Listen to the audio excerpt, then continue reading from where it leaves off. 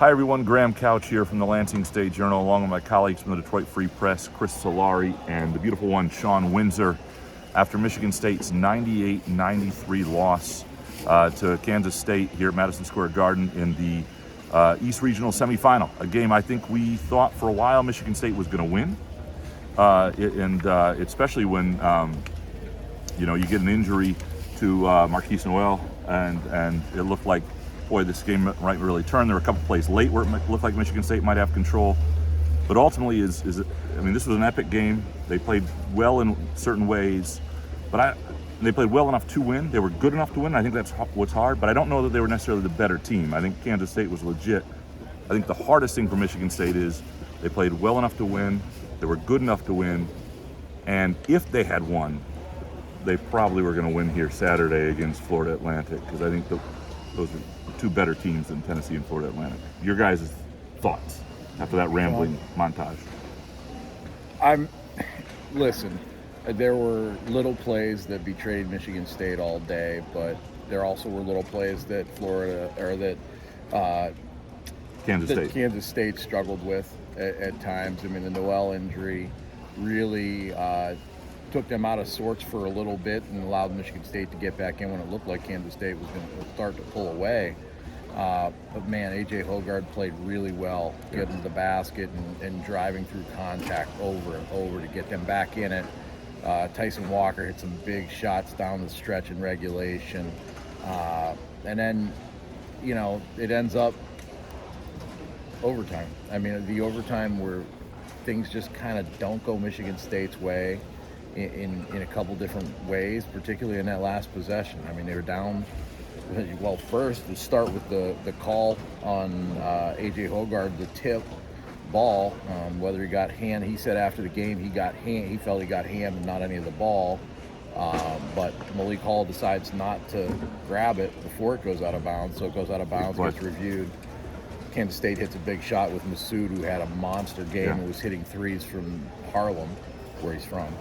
And, then the last possession, Michigan State just fumbled away, passed up some good looks. Or decent looks. They were okay. I think they were trying to get a better look. And then with 12 seconds left, those are what you're going to get. Right. I mean, when you need a three.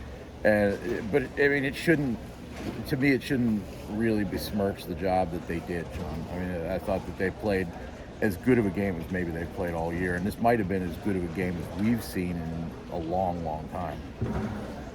Let me just bring a little levity to this. First of all, I like the way Graham is leaning in here. You smile a little bit now, but as if you're going to not scold somebody, but maybe explain something serious, help get somebody through something that's a little bit painful. And we know this is painful. I'm looking to fit into a screen here. There's a lot of girth. We know this is painful. Look, this is going to sting for a bit, but I think down the road it's going to fade, and you're going to remember this epic game. I don't remember the last time I was at a college basketball game this fun, this back and forth. All the playmaking, the shot making on both sides. I know Marquise Noel is the headliner, and rightly so. And the play he had where he pretends like he's. I mean, I don't know. Maybe they say they were. Where he pretends like he's arguing with Jerome Tang, their coach, and he throws a sort of half look away. Keontae Johnson, for the reverse dunk, if I'm not mistaken. Yeah, right? Throws it down just. This, you said this, Graham, the other day. Kansas State had an edge. They had a swag too. Yeah. What was impressive to me is that Michigan State found some swag down the stretch of the season. They had, and matched it. I didn't. At no point in the game that I think they were going to win, other than a few minute stretch in the first half, midway through when they kind of got their first lead. And then when Tyson Walker hit the three in the overtime, at no other point in the second half did it actually feel to me like they were going to win. There were 2 points. One was the injury to Noel, where I thought, if he doesn't come back, because it looked like they were falling apart. I wasn't so sure. I mean, who knows? I figured he was coming back. And then there was one of the many downhill drives from A.J. Hoggard, and there was one point where he gets an and one. I think he actually missed the free throw, but that moment was like. That it felt like they were taking some sort of about 3 minutes left. But they just couldn't string together stops. And it's funny because I saw some folks wondering, or complaining about the defense. Look, would Izzo maybe rather have Jaden Akins on Noel the whole game? That they were late. He won back. They were a little late. But other than that, it wasn't like they weren't trying to gap. So that's just a special player out there. They had, as you pointed out, Assad had the game of his career, right? Yeah. hitting contested threes, one from the logo. The last shot he took off that, it was just tough luck. Agins forces an air ball, it grazes his fingertip. Malik Hall doesn't It took a dude on a bad ankle, 19 assists, an NCAA tournament record to beat him. But I mean, how can you? As Graham be said, and frustrated Graham with can that? talk about this, right? That's probably the best two most talented players duo that they've seen. That's the best team they face, because people talk about Brandon Miller, and he was not the guy he's become yet when they played Alabama. Michigan State didn't have a full team. That Alabama team was not what that team was. And so playing probably as well as they've played. right, that is the best team and the best duo they've played all year. And they rose that. You know, Jerome Tang said the other day when they beat Kentucky, he said, you know, we had more dudes than them. And sort of that. And what Michigan State showed today is they had guys who could play at that level too. That was a game of a lot they- of dudes doing a lot of dude-like things. What's hard for MSU though, and I think this is the hard thing that's painful, is it's one thing to get beat because you're not good enough. It is so hard to get to this point. So much goes into it. So much could go wrong next year no matter who comes back and what the team looks like. And you get to this point, and they had a legitimate chance to get to the Final Four, and a legitimate chance there. It would have been very interesting. Now, are there matchups down the road like a UConn or something that would have given them big problems? Probably. But nonetheless, they had a real shot to get to Houston, and those things that's going to be sick in their stomach for a long time because of that. And you know, we were talking about this with Izzo the other day, maybe back in East Lansing before we came to New York.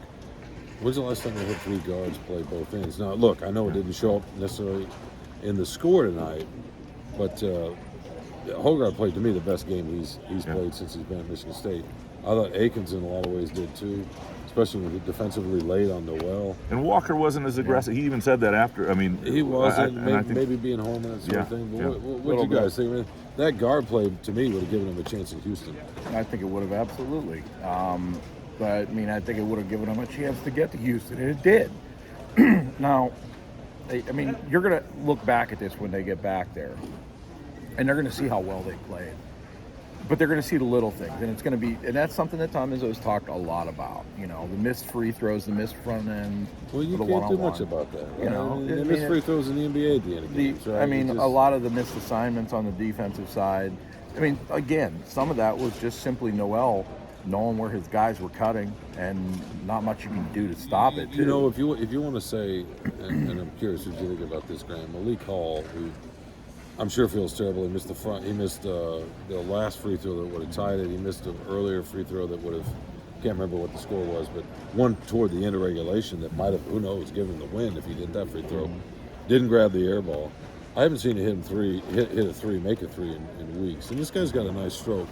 All that missed time though, just in the reps, he minutes. made some plays in the lane tonight. He did in Columbus last week. But the stroke has just not been there, and that's maybe that last tiny bit of missing ingredient. So spinning this forward a little bit, and it's hard to do right now. But I think one of the things that's interesting about today is Malik Hall. Certainly, I thought he's going to come back, and I think he will. I asked him tonight in the locker room, and he said it's something he really hasn't thought about. I think that's hogwash. I think he's coming back. And at one point, Izzo told him, if you're coming back, maybe you should. Or if you're not coming back, shut it down, because he didn't want him to hurt the foot as you're getting ready for pro ball. And so I think he's coming back. I think that's an essential part to next year if he's healthy, and he'll be motivated to try to have a different kind of year. Tyson Walker becomes interesting because whether he comes back or not, and this was Hauser's swan song, and I think he's up there with Travis Trice now and Kenny Goins as people changed how they're remembered with a great senior year. It led him in scoring at the end of the day for the season. But I think Tyson Walker's interesting because I wondered for a while, sometimes you have your moment in college where there's nothing else really to accomplish. You can't be any better. I remember thinking that about Xavier Tillman years ago when they were, that thing got shut down by COVID, but what else was he going to accomplish more than what he could do? Right. Walker probably feels like he left some things out here today. Like he wasn't aggressive at the moment he needed to be on the great scene. He got outplayed by another great guard. Early in the game, the first half. Like there's something still else to do in college ball for him, and I wonder if that doesn't go into his decision a little bit. It will be interesting. I mean, because there are moments where you saw that guy take over. And there were moments tonight when he started to take over games, but then he is, overtime again. Same thing happened at Iowa where he had 31 points and went scoreless in overtime. That sometimes that just happens, and that's on a player sometimes more to be aggressive. I think tonight he passed up a look from three.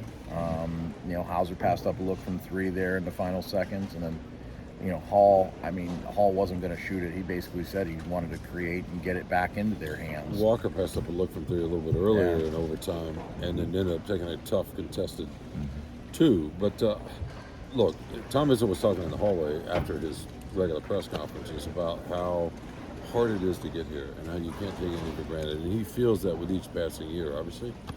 We all do in life, whatever we're doing. But you think about next year, I mean, look, what if Walker doesn't come back and Hauser's not coming back? I know they've got a great class coming in, but what those two guys brought, I mean, are the freshmen going to replace that? I mean, I don't want to break. I think Jay Nakins takes another step. Maybe so. Yeah. I mean, they're past that, but the assumption that they're just going to be, who knows? That's what makes it painful. Exactly. That's my point. I think Izzo was trying to talk about. He knows the Final Four was right there. Yeah. No, and I don't think, because there have been other teams. This team at the end, we talk about the 2015 team in the comparisons. That team played above itself at the end. This team just raised its game to a different place, and there's a difference. And this team, I think, had a chance. That 2015 team was always going to run into a team like Duke that was going to overwhelm it. I don't know that these guys were necessarily going to get overwhelmed. No, and to me, this team became, and I remember talking to you about this back in the early fall before the season started, about this. Graham and I usually talk a little hoops, at the beginning of the season, that sort of thing. And both of us thought... Usually when we get tired of football, we just start talking hoops. Exactly. Both of us thought this team had a chance to be a Final Four type team and better than last year because of those guards. We thought before the injuries. Exactly. And you wonder if they hadn't been injured, what happens. But that's how it goes. You're gonna have injuries most years. It's just part of it. Final thoughts, Chris, on the season. Well, it was an unbelievable roller coaster ride that I've said this for a couple weeks now, that you really didn't know what you were going to expect and what you were going to get from this team, but they delivered high drama in the biggest moment, the biggest stage. And they proved they were right there. I mean, there was a lot of dog and a lot of toughness in this game, in that performance, I thought, from this team. Things that 2 months ago you probably didn't see, and you saw it consistently throughout the 3 games of the NCAA. I think that bodes well going into next year. Yeah, I think this will stick with some of them. And those are the things you have to... You can get a bad break, you can get a bad injury, you can get a bad matchup, things can go wrong, but sometimes you do also benefit from heartbreak if you get the right mix back. We'll have complete coverage at freep.com, lsj.com, greenandwhite.com. Thanks for following along with us, and thanks for listening and watching and looking at us.